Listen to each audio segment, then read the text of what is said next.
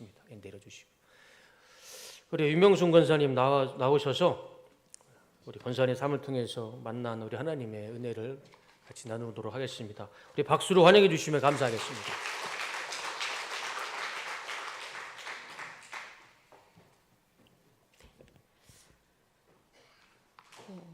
잠시 기도 후에 저의 작은 간증을 하겠습니다.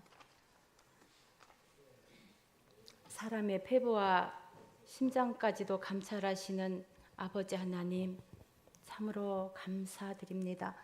저의 간증을 통해서 하나님의 살아계심이 하나님 나타내어지는 그런 귀한 시간 될 수 있도록 은혜 주시옵소서. 감사드리오며 예수님의 이름으로 기도드립니다. 아멘. 네, 제가 청년부 때 이쪽 교회로 다른 교회 좀 다니다가 이쪽 교회로 옮겨서 와서 청년부 때부터 신앙생활을 했는데요. 꽃다운 나이에 예배 뒤에서 저를 찍으면서 기도했던 사람이 있어요. 그 사람이 지금의 바로 조재성 장로입니다. 1년 넘게 저를 뒤에서 찝으면서 기도를 했대요.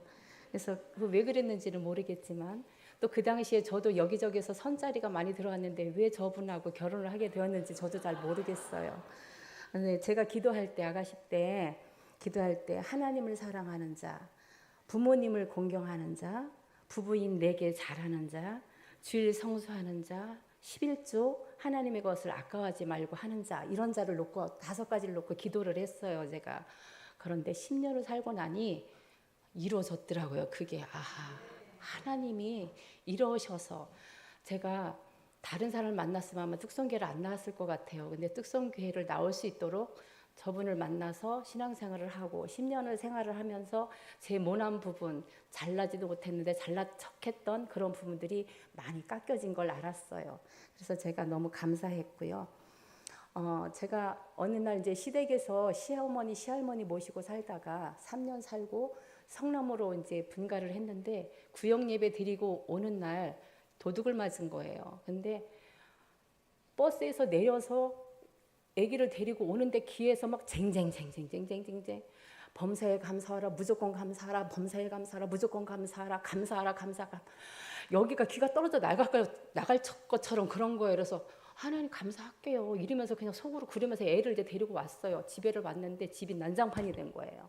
예, 도둑이 다 구역예배 간 줄 알고 사람이 없는 줄 알고, 예, 그때 당시에 애기들 돌반지 뭐 이런 것들 다 가져갔더라고요. 그래서 그런데도 하나님 벌써 아셨어요. 그 현장에 계셨어요. 그래서 저에게 시험 들지 말라고 먼저 감사하라고 하나님이 귀에 전에다가 알려주셨던 것 같아요. 그러고 난 후에 저희가 충청도 음성으로 이사를 했습니다.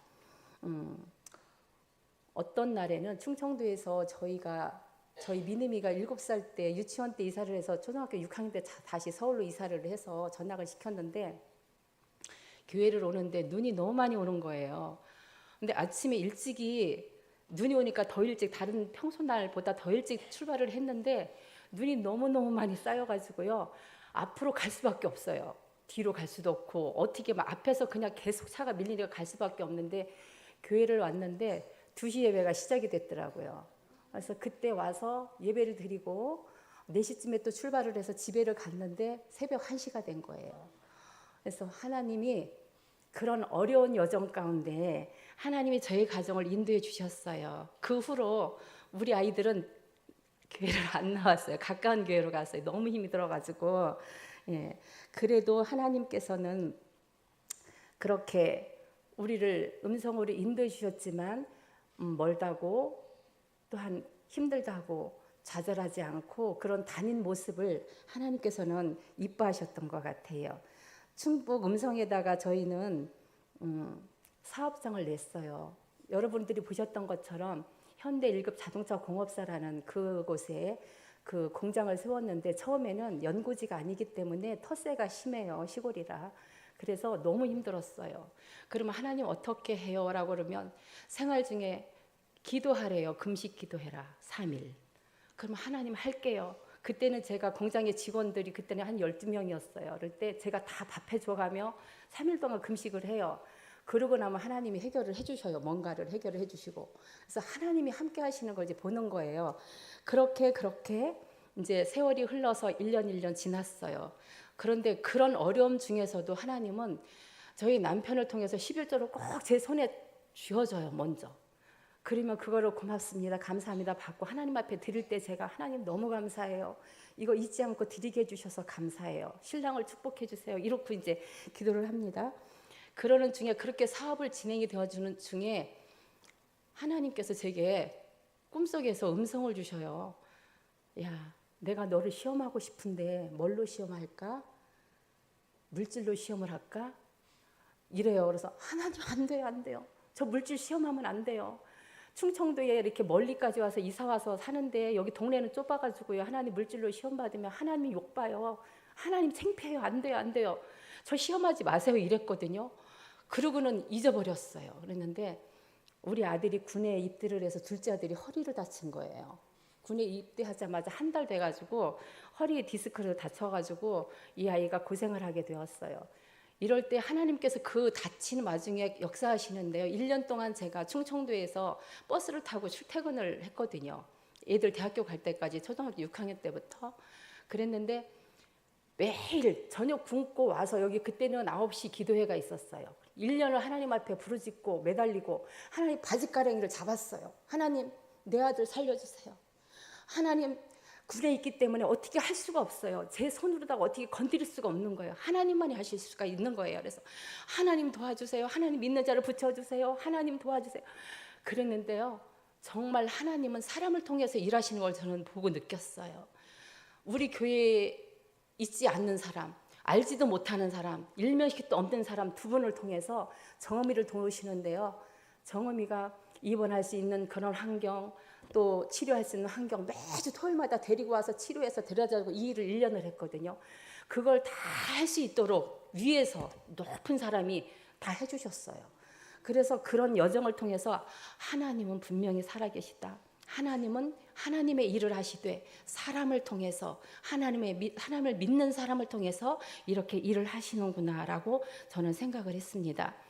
그리고 어느 날은 제가 사업 중에 사업이 매일 좋지는 않잖아요. 그죠? 예. 그런데 하나님이 온유한 자는 땅을 기업으로 받는다라는 말씀을 주시는 거예요. 그래서 제가 그랬어요. 하나님, 전혀 온유하지 않아요. 싸나워요. 저는 못됐어요. 하나님, 저는요 멍텅구리예요. 제가 왜 온유해요? 저한테 온유하다 하지 마세요. 근데도 계속 그 말씀이 잊혀지지가 않는 거예요. 그래서 온유한 자는 땅을 기업으로 주신다는 것은 온유한 자를 마음이 온유한 그런 마음인 줄 알았는데 그게 아닌가 봐요. 근데 하나님은 그 해에 땅도 주셨어요. 그래서 하나님께서는 말씀을 먼저 주시고 그 말씀을 붙들고 하나님 무슨 말씀이신가라고 상고하면서 계속 되뇌일 때 그 말씀을 이루시는 걸 또 보게 되었고요. 또 하나님께서 충청도에서 여기 와서 이제 예배를 드리고 가는데 11시 예배에 너는 시냇가에 심은 나무라 성령을 유종수 목사님이 많이 하셨어요. 그 찬양을 하는데 하나님이 막 제게 막 물붓듯이 막 쏟으시는 거예요. 너는 시냇가에 심으라는 거예요. 심은 나무라는 거예요. 송영 중에 예배 끝나고 송영 중에 눈물이 막 폭포수처럼 나도 모르게 쏟아지면서 너는 시냇가에 심은 나무라. 명순아 너는 시냇가에 심은 나무야. 너는 시냇가에 심은 나무야. 그 후로 제가 어려움이 있거나 힘들거나 낙심되거나 시험이 들어도 너는 시냇가에 심은 나무라는 그 말씀 붙들고 사는 그런 은혜가 있었습니다. 또 하나님께서는 또 말씀을 주실 때에 문둥병에 걸린 나아만 장군이 요단강에 이렇게 7번 들어갔다 나왔을 때 깨끗해지잖아요. 제가 포기하고 싶을 때가 있었어요. 그럼 올해까지만 다니고 다음에는 다니지 말자. 그러면 우리 신랑이 연말까지 기다렸다가 말씀드리자. 그 다음에 또 우리 신랑이 그만 다니자. 연말까지 다니고 다음에 얘기해요. 둘이 계속 그런 거예요. 그랬는데 이 말씀을 주시면서 문둥병 걸린 나아만이 7번까지 순종해서 물속에 잠겼다 나왔을 때 이게 어린 살처럼 깨끗해졌잖아요. 7번의 순종, 끝까지 그냥 순종해라. 그런 말씀을 주시는 거예요. 그래서 지금까지 어떤 분들이 아유, 왜 저 사람들은 저기 멀리까지, 왜 거기서 여기까지 와? 혹시라도 그렇게 생각하셨을 수도 있어요. 그렇지만 저희는 이렇게 말씀을 주셔서 그 말씀 붙들고 지금까지 왔습니다.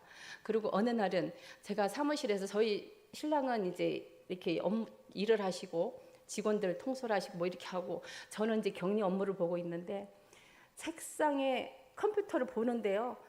하나님이 머리를 탕 치는 거예요. 너가 찬양을 그렇게 하면 되겠니? 그러는 거예요. 왜요, 하나님? 너무 찬양이 너무 준비도 안 돼 있고 너무 정성이 안 들어가 있다는 거예요, 저한테. 하나님 죄송해요. 하나님 미안해요. 어떻게 하면 좋아요? 하나님 저 아무것도 모르는데 어떡하죠? 어떡하죠, 하나님? 제가 어떻게 해야 될까요? 이러고 막 펑펑 울었어요.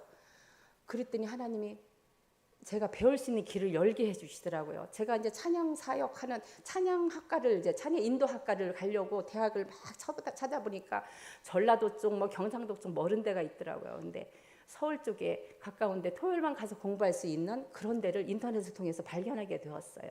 그래서 그곳에서 찬양을 배울 수 있는 하나님께서 제 머리를 땅 때려서 찬양의 중요성, 하나님께서 찬양을 받기 위해서 지으신 그 목적을 이루시기 위해서 정성스럽게 찬양해라. 대충 찬양이 아니다. 세상 사람들의 찬양, 세상 사람들이 세상 노래를 하는 거를 봐라 그러는 거예요. 그래서 하나님 앞에 정성스럽게 찬양할 수 있는 그런 마음을 주셨어요. 그리고 하나님께서는 제게 한 알의 밀알이 땅에 떨어져 죽으면 많은 열매를 맺느냐는 말씀을 주신 해가 있었어요. 그런데 저희가 이제 저희 사업을 하는데 불교 다니는 언니가 강아지를 키우는데 혼자 살아요. 이 언니가 아침마다 오세요. 매일 하루도 안 거르고 제가 출근하기도 전에 먼저 와서 기다려요. 커피 마시고 있어요. 강아지가 뛰어다녀요. 근데 우리 신랑은 너무 싫어해요. 제발 좀 오지 말라고 그러라고 그러는데 저는 그 말을 못해요. 언니 잘 왔다고. 그리고 커피도 주고 아침 안 먹고서 율무차 주고 막 이제 이렇게 하거든요.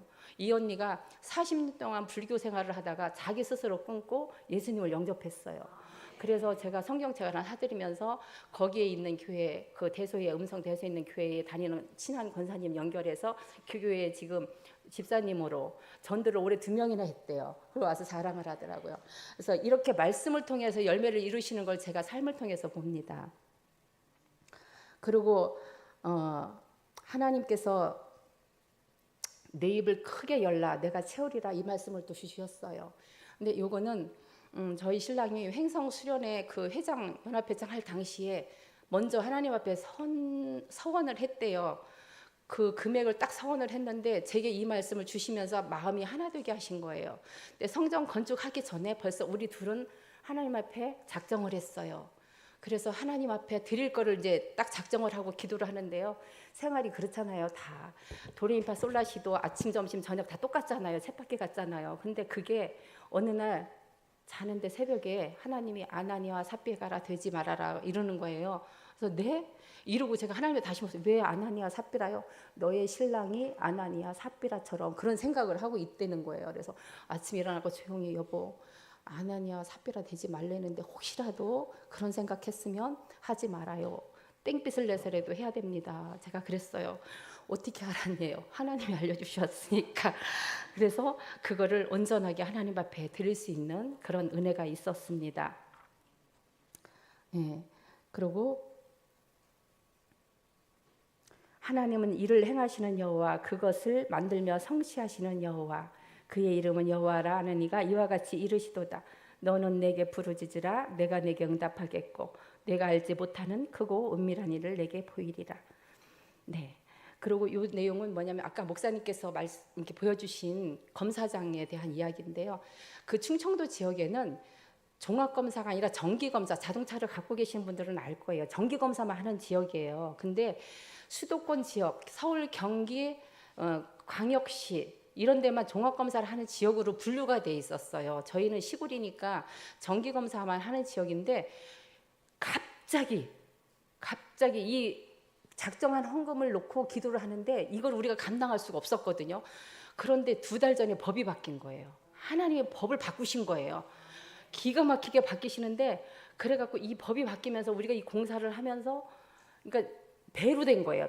수입이 배로 되면서 하나님께서 이제 그 일을 감당할 수 있게 헌금을 하나님 앞에 드린 헌금을 감당할 수 있도록 하셨어요.